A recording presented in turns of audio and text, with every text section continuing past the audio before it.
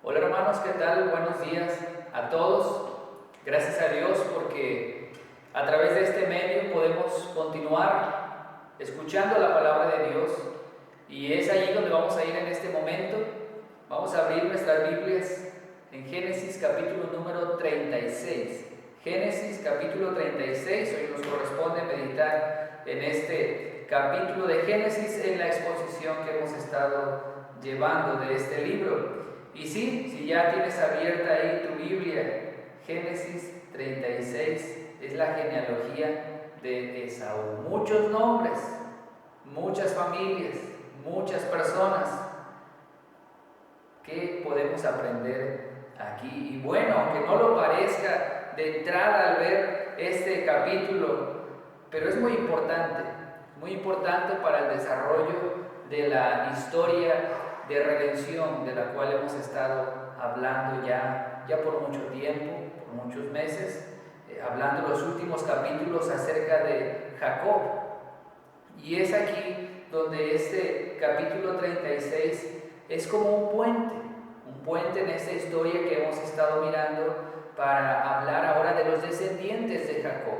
Uno de ellos, el próximo capítulo 37, José, tan llamativo, muchas lecciones, mucho que aprender allí con José, pero antes debemos ver qué pasa con la otra parte de la familia, esto es, con Esaú. Veamos entonces allí la familia de Esaú, el cual este personaje del Nuevo Testamento describe como profano, fornicario, hasta amargado se le llama en el Nuevo Testamento. Y cómo este hombre y su familia, su linaje, se relaciona con la nación de Israel que está en formación, cómo se relaciona con el pueblo de Dios, con la simiente prometida. Así que entramos en este capítulo y los primeros 5 versículos, por tener un pensamiento que una lo que vamos a mirar aquí en estos primeros 5 versículos, vemos el pobre discernimiento de Esaú. ¿Y por qué digo pobre? Veamos lo que dicen los primeros 5 versículos. Estas son las generaciones de Esaú, el cual es Edom. Esaú tomó sus mujeres, mujeres, dice, de las hijas de Canaán, a Ada, hija de Elón Eteo, a Olibama, hija de Anán, hijo de Sibeón Ebeo, y a Basemat, hija de Ismael, hermana de Nabaiot. Ada dio a luz a Esaú, a Elifaz, y Basemat dio a luz a Reuel, y a Olibama dio a luz a Jeús, a Jalaam y a Coré. Estos son los hijos de Esaú que le nacieron en la tierra de Canaán. 3 esposas, nada sabio, ¿verdad? Pero no eran las únicas. Génesis capítulo 26, versículo 4, nos había dicho ya que Esaú había escogido otras esposas. Versículo 34 del capítulo 26 nos dice: y cuando Esaú era de 40 años, tomó por mujer a Judith, hija de Beri Eteo, y a Basemat, hija de Elón Eteo, y fueron amargura de espíritu para Isaac y para Rebeca. Estos matrimonios, pero no son los únicos. Génesis 28, versículo 9, también menciona: y se fue Esaú a Ismael y tomó para sí mujer a Mahalat, hija de Ismael, hijo de Abraham, hermana de Nebaiot, además de sus otras mujeres. Por lo menos 6 esposas tenía. No hay mucho discernimiento allí. Ya podemos imaginarnos las consecuencias de estar en un hogar así. Algunas de estas esposas las tomó como un arrebato de rebeldía contra sus padres, con tal de molestar, de incomodar, de llamar la atención quizás. En otra ocasión, la hija de Ismael, descendiente de Ismael, ahora la intención era querer llamar la atención, agradar a su padre. Se llenó de esposas, seguramente también de problemas. Tenía un pobre discernimiento, a pesar de ser un hombre valeroso, guerrero, valiente, fuerte. hasta salvaje.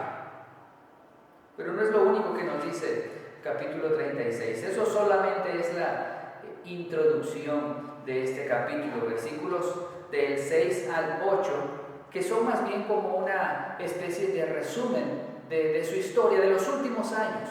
Versículo 6 al versículo 8 nos habla del lugar de residencia de Esaú.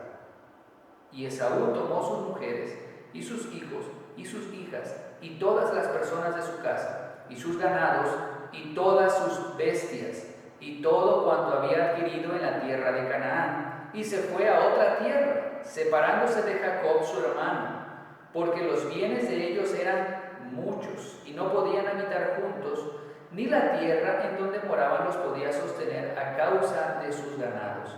Y Esaú habitó en el monte Seir. Esaú es Edom. Segunda ocasión que se menciona esta frase. Esaú es Edom. Entonces, en este tipo de resumen vemos hacia dónde se fue, al monte Seir, lo que ya una vez multiplicada toda su familia y todos sus descendientes, se conformó el reino de Edom. Edom, que era el sobrenombre que se le había dado a Esaú por aquel plato de guiso rojo, lentejas, como se ha mencionado, ¿verdad? Se ha subrayado. Allí habitó en ese lugar, un lugar rocoso, un lugar de difícil acceso, un lugar de piedra, de arena, de resequedad, un desierto prácticamente. Pues ahí este hombre se las ingenió para establecer su reino. Eso es su lugar de residencia. Ahora sus descendientes, que es la mayor parte de este capítulo, lo que resta del capítulo, nombre tras nombre. Este sería el punto número 3, la descendencia de Esaú. Primero tenemos a sus hijos y sus nietos, versículo 9 hasta el versículo 14, si siguen allí en sus Biblias. Dicen así: estos son los linajes de Esaú, padre de Edom, en el monte de Seir. Estos son los nombres de los hijos de Esaú: Elifaz, hijo de Ada, mujer de Esaú; Reuel, hijo de Basemat, mujer de Esaú.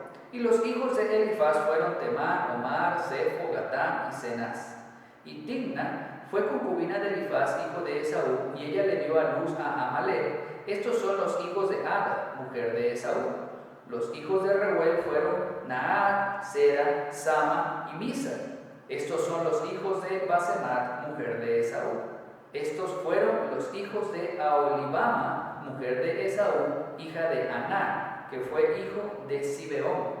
Ella dio a luz a Jeús, Jaalam y Coré, hijos de Esaú.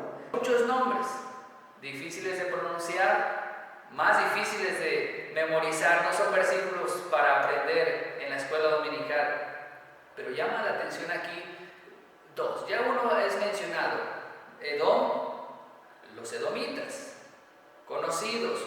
Si has leído la Biblia, si has leído la historia de Israel, el Antiguo Testamento, te habrás topado con este nombre. Esaú es Edom, quien da origen a los edomitas. Este es un título, los edomitas, que se menciona unas 130 veces en toda la Biblia. Ellos eran un importante grupo de pueblos vecinos de la formada ya Israel. Cuando los israelitas, por ejemplo, llegaron a través del desierto a la tierra prometida, en la época de Moisés, más adelante, fueron los edomitas los que negaron el paso a la tierra prometida. En Números 20-21 menciona: no quiso pues Edom dejar pasar a Israel por su territorio, y se desvió Israel de él. También menciona el mismo Números, libro de Números, capítulo 21, versículo 4, que los edomitas fueron una fuente de desaliento, de desánimo. Versículo 4 de Números 21. Después partieron del monte de Or, camino del Mar Rojo, para rodear la tierra de Edom, y esto desanimó al pueblo en el camino. Ayúdenos un momento, déjenos pasar. No hay paso, dijeron los edomitas. En los días de Saúl también se menciona Edom como siendo sometida a Israel por mano de Saúl. Primera de Samuel 14:47 dice: después de haber tomado posesión del reino de Israel, Saúl hizo guerra a todos sus enemigos en derredor, contra Moab, contra los hijos de Amón, contra Edom, contra los reyes de Soba y contra los filisteos, y a donde quiera que se volvía era vencedor. Saúl venció a los edomitas, los sometió, pero también David estableció allí en el territorio de los edomitas guarniciones. Segunda de Samuel 8:14 dice: y puso guarnición en Edom, por todo Edom puso guarnición, y todos los edomitas fueron siervos de David. Y Jehová dio la victoria a David por donde quiera que fue.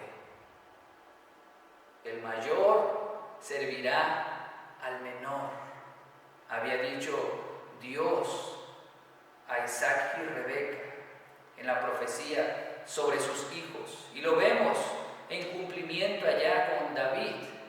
Pero años después, esos mismos edomitas son mencionados nuevamente. Segunda de Reyes 8, segundo libro de Reyes, capítulo 8.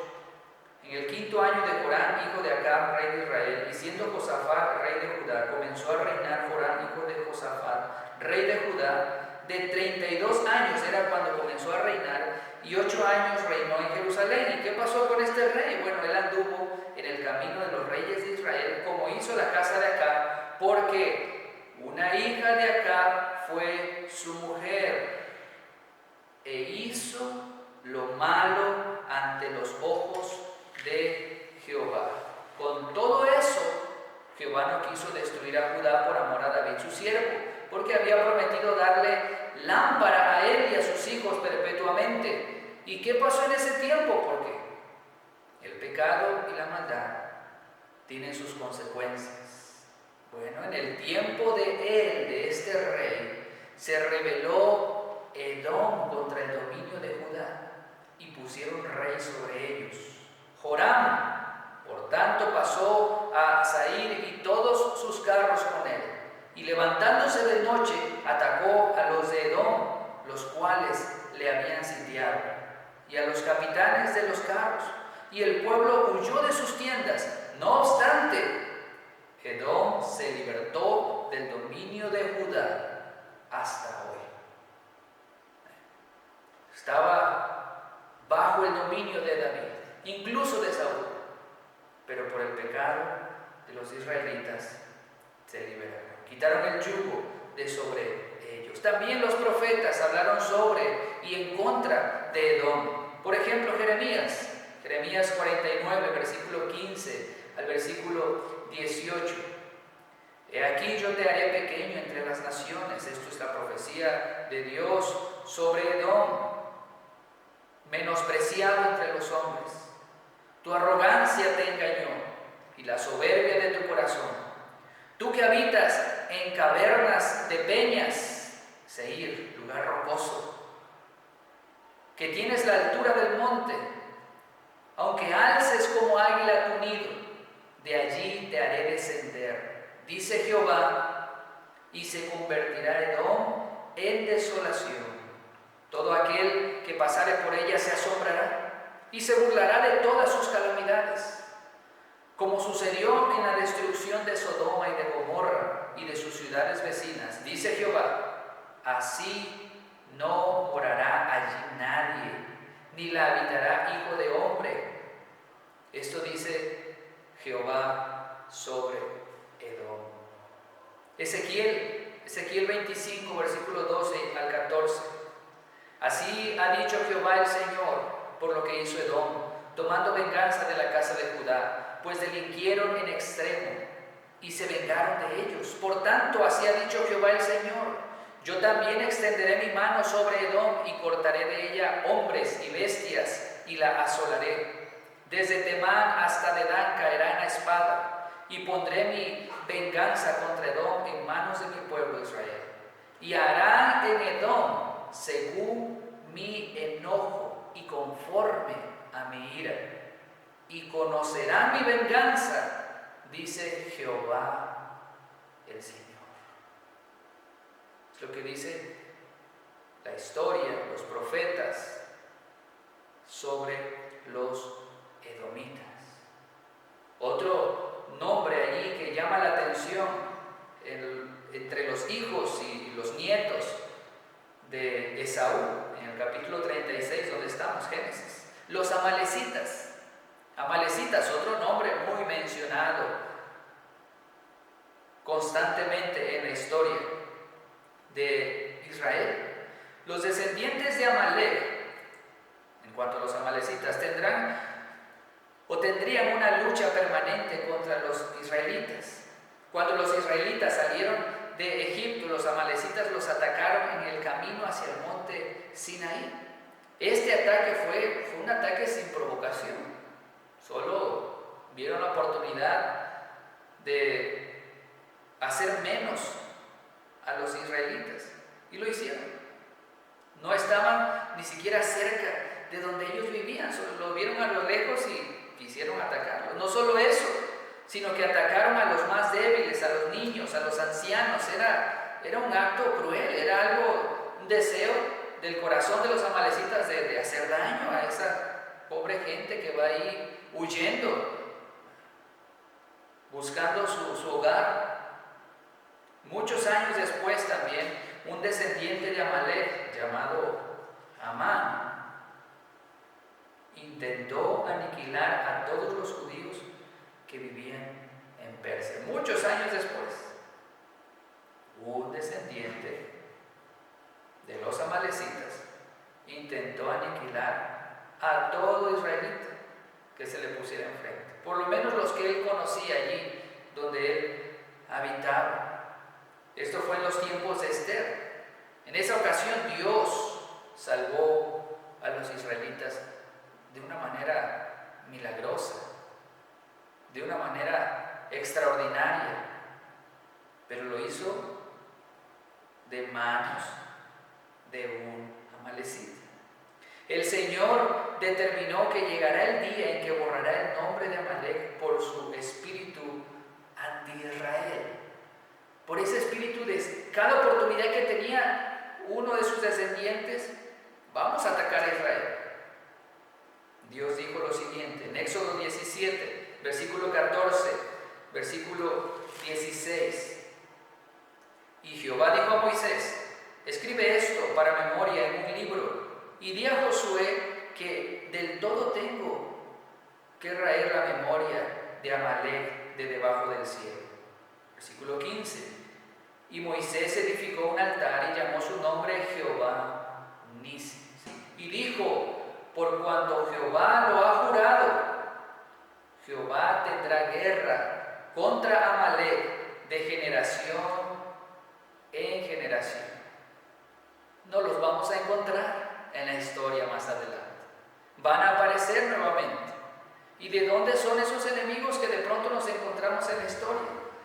Unos edomitas estorbando, unos amalecitas atacando, unos reinos contra los cuales los reyes de Israel tienen que pelear, pueblos que hay que someter, pueblos que hay que destruir, pueblos por los cuales hay que atravesar, dificultades más adelante para la nación de Israel. ¿De dónde vienen? A veces leemos las historias y estos, ¿de dónde aparecieron? Capítulo 36 de Génesis: hijos, nietos, descendientes de Esaú. No solo eso, aquí también ya veíamos a los descendientes de Esaú, hijos, nietos, pero también se mencionan los jefes, y esto es algo importante, es algo que llama la atención, que en esta genealogía se mencionan los jefes de Esaú. Versículo 15 hasta el versículo 30. Génesis 36, versículo 15 al versículo 30. Estos son los jefes entre los hijos de Esaú, del mismo pueblo. Hijos de Elifaz, primogénito de Esaú, los jefes: Temán, Omar, Sefo, Cenaz. Coré, Gatán y Amalek. Estos son los jefes de Elifaz en la tierra de Edom. Estos fueron los hijos de Ada. Y estos son los hijos de Reuel, hijo de Esaú. Los jefes, Natán, Zera, Sama y Misa. Estos son los jefes de la línea de Reuel en la tierra de Edom. Estos hijos vinieron de Basemat, mujer de Esaú. Versículo 18. Y estos son los hijos de Aholibama, mujer de Esaú. Los jefes de Jeús, Halam y Coré. Estos fueron los jefes que salieron de Aholibama, mujer de Esaú, hija de Aná.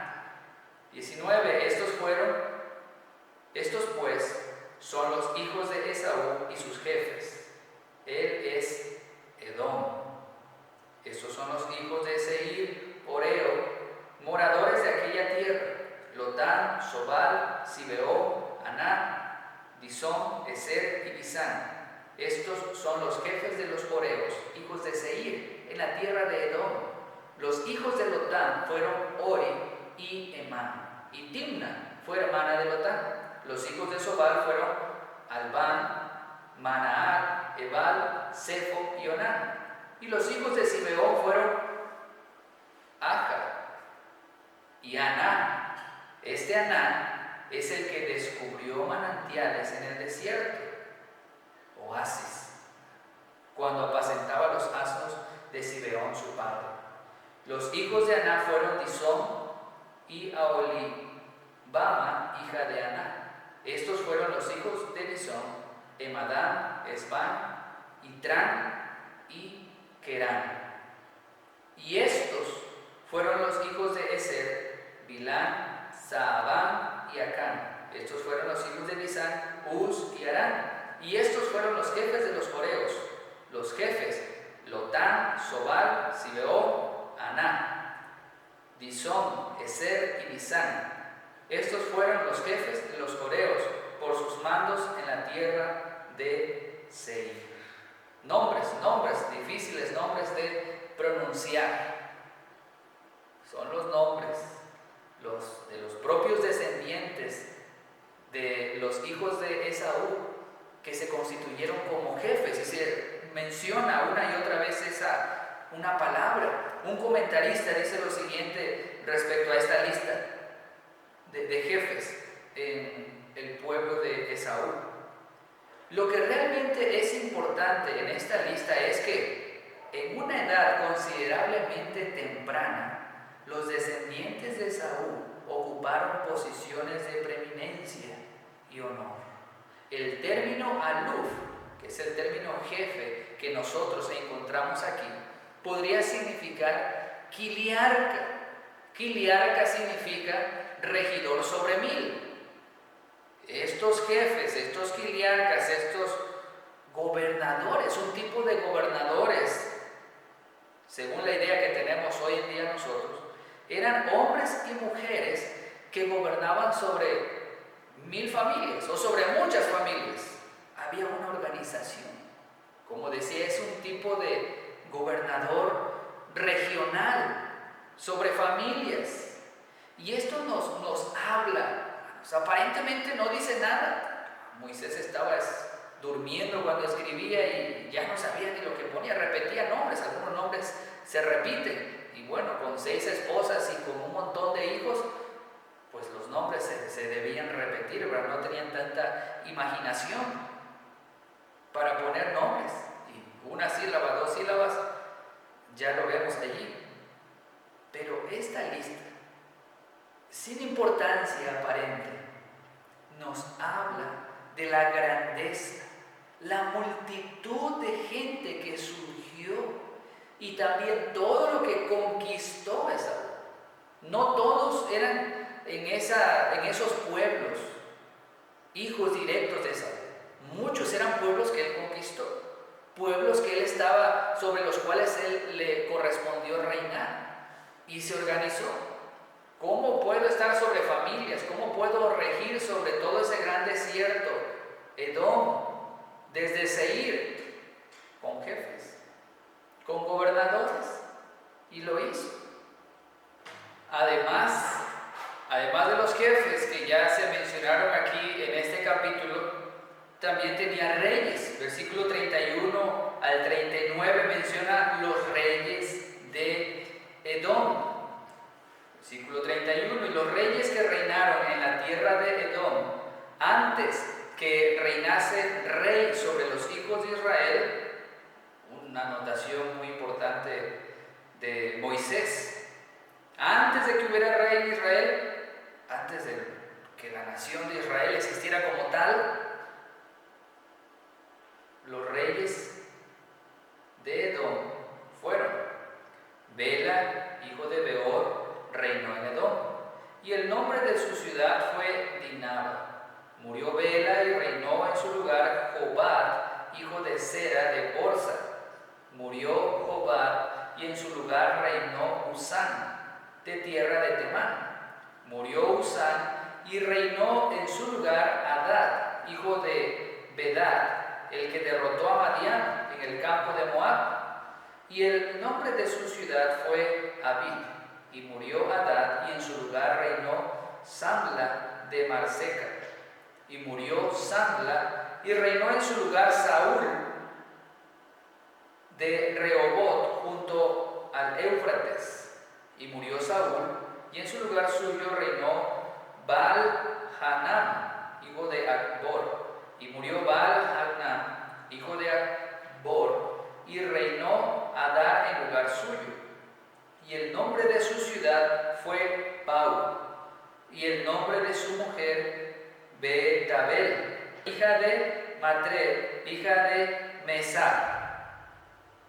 Estos pues son los nombres de los jefes de Esaú, por sus linajes, por sus lugares y sus nombres: Timna, Alba y Getet. Muchos hijos, muchos nietos, jefes, un tipo de gobernadores sobre grupos grandes de familias y reyes. Esto es un rey muy bien establecido. No es cualquier cosa lo que estamos nosotros leyendo aquí respecto a la descendencia de una persona.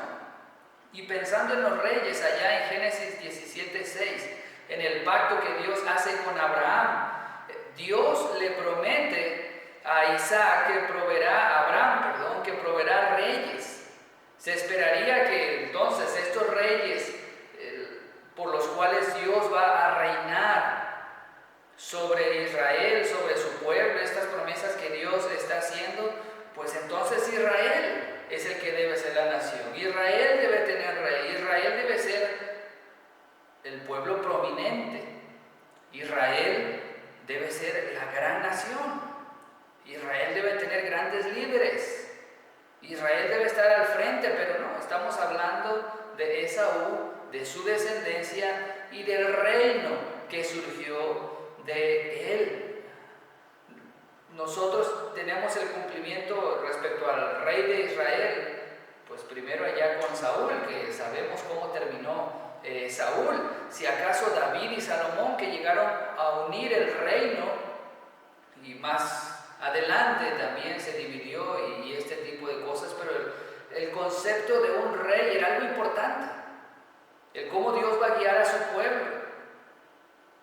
Pero en esta ocasión, que estamos hablando de Esaú, de sus descendientes, tienen una organización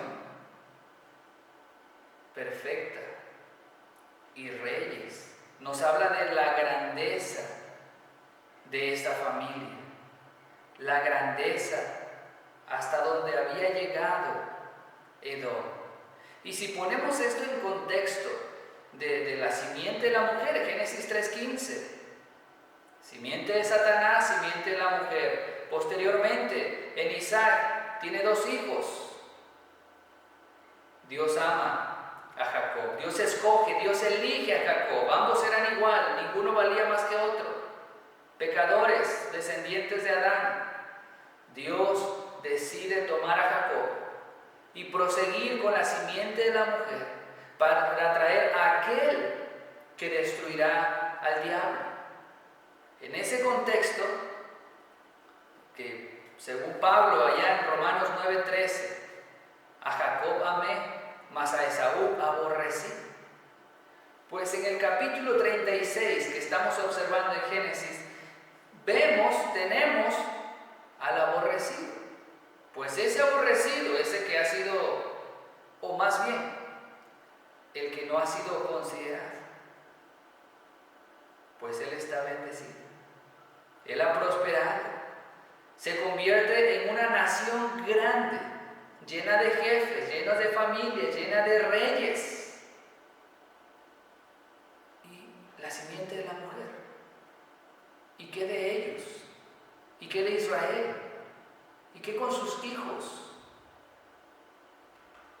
Esto es el puente para llegar a esa nación de Israel, a la cual tal vez nos preguntamos, ¿dónde está, verdad? Queremos ver el desarrollo de la nación de Israel, la simiente de la mujer. ¿Qué pasa con la familia de Jacob? ¿Qué pasará con las promesas que ha hecho Dios a Abraham, Isaac y sobre todo a Jacob, que es el personaje que hemos estado estudiando las ocasiones anteriores?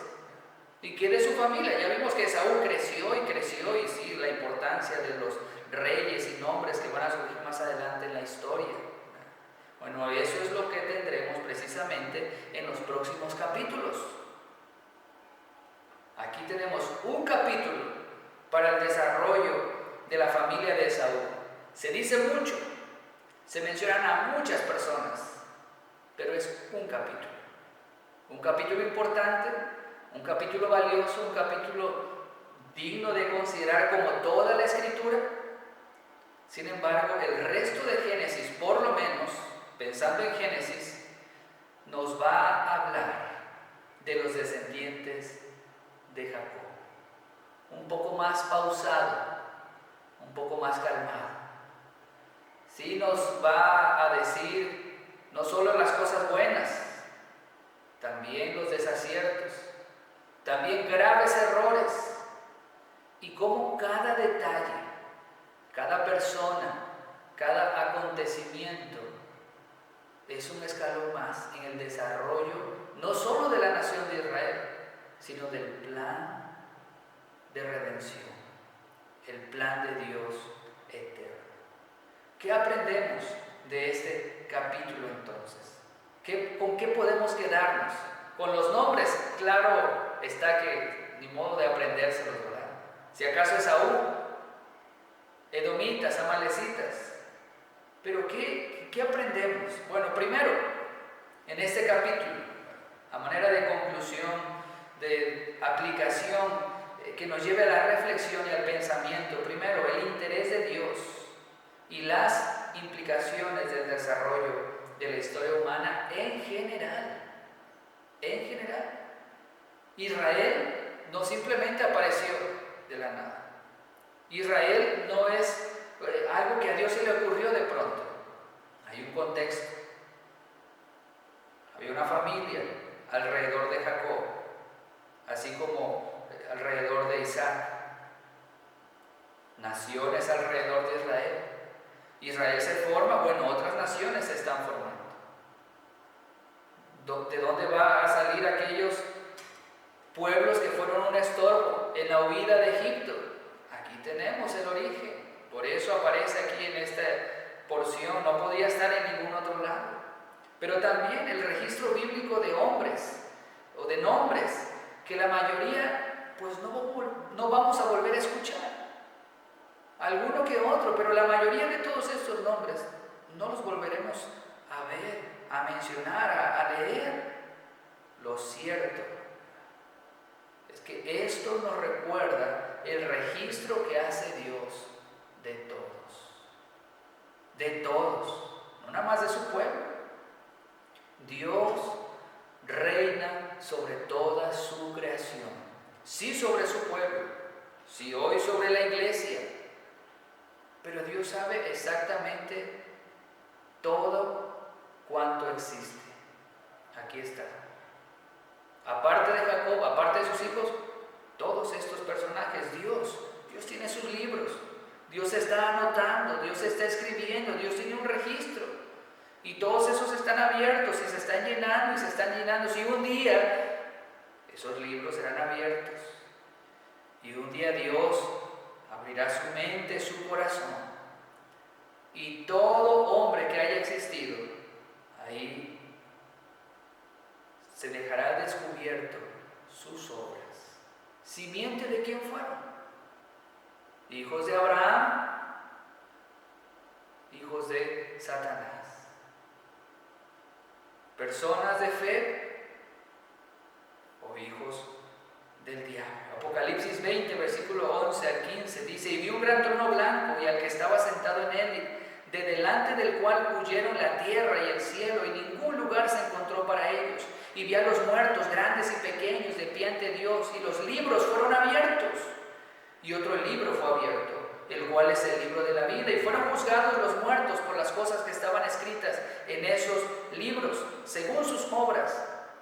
El mar entregó los muertos que había en él, y la muerte y el Hades entregaron los muertos que había en ellos, y fueron juzgados cada uno según sus obras. Y la muerte y el Hades fueron lanzados al lago de fuego. Esta es la muerte segunda. Y el que no se halló inscrito en el libro de la vida fue lanzado al lago de fuego. No hay excusa, no hay opción.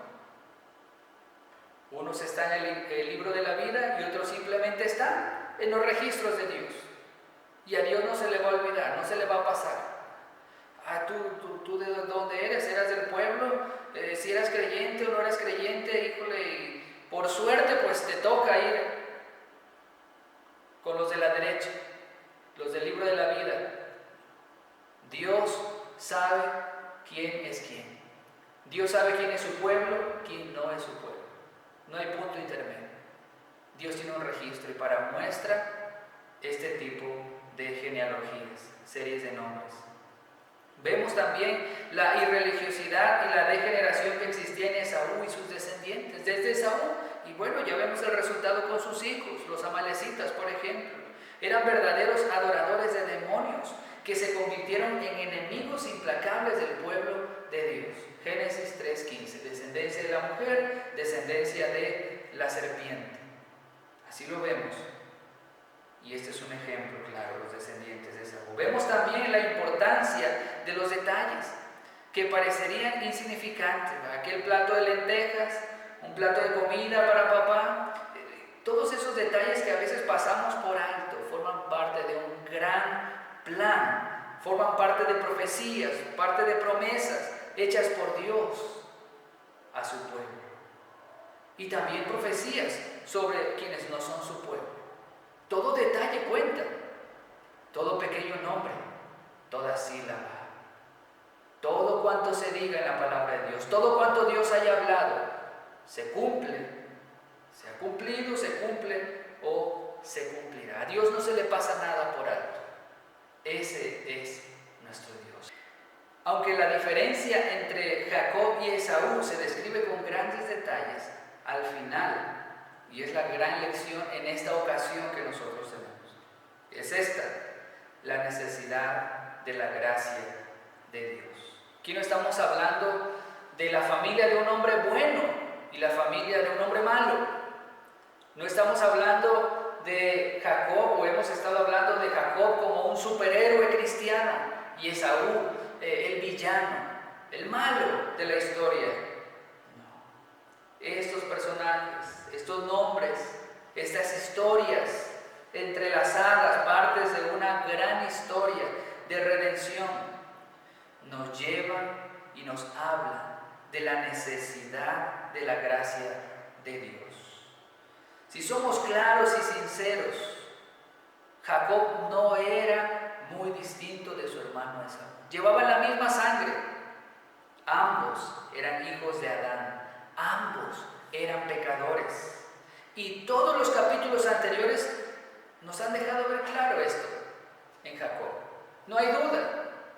Miedo, mentira, avaricia, engaño, usurpación, temor, falta de liderazgo. Todo eso lo hemos visto en Jacob. Su pecado ha quedado al descubierto. Pero lo que realmente hizo la diferencia entre estos dos fue la gracia de Dios. Gracia electiva, gracia soberana de Dios. Jacob era un heredero de la promesa hecha por Dios a Abraham e Isaac. Esa es la diferencia. Todo es obra de Dios, todo es por Dios, todo es según el designio y los propósitos eternos de Dios. No depende de ningún hombre, depende de Dios.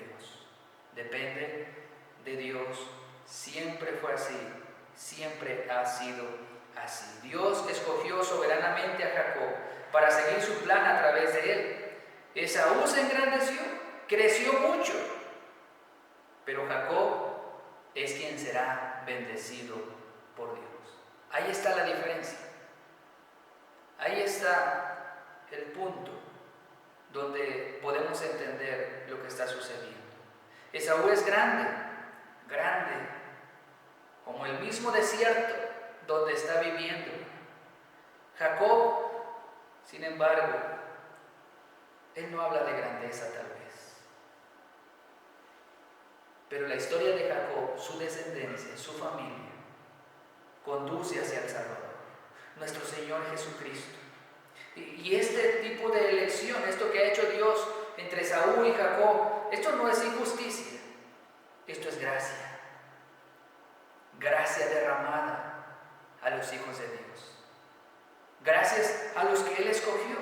Gracia soberana. Romanos 9. Porque la palabra de la promesa es esta: por este tiempo vendré y Sara tendrá un hijo. Y no solo esto, sino también cuando Rebeca concibió de uno, de Isaac nuestro padre. Versículo 11. Pues no habían aún nacido, ni habían hecho aún ni bien ni mal, para que el propósito de Dios conforme a la elección permaneciese. Para que el propósito de Dios conforme a la elección permaneciese. No por las obras, sino por el que llama. Por Dios. Se les dijo a Isaac y Rebeca: el mayor servirá al menor, como está escrito: a Jacob amé, mas a Esaú aborrecí. En esta historia de la Biblia, increíble. Pero no por partes. No las separemos. No escojamos lo bonito y lo agradable, no. Toda la historia es maravillosa. Es la gracia de Dios obrando a través de hombres. Es la gracia de Dios actuando en favor de su pueblo a pesar de gente como los descendientes de Esaú. Este es Dios. Todo está en sus manos. ¿Por qué no confiamos en Él? Si vemos cómo Él cumplió sus promesas para Abraham, para Isaac y ahora también para Jacob. Y ese es el mismo Dios que tiene consideración de todo el mundo. Ningún detalle alrededor se escapa de su mente. Él es nuestro Dios. A Él la gloria hoy y siempre en nuestras vidas y en su iglesia. Dios les bendiga.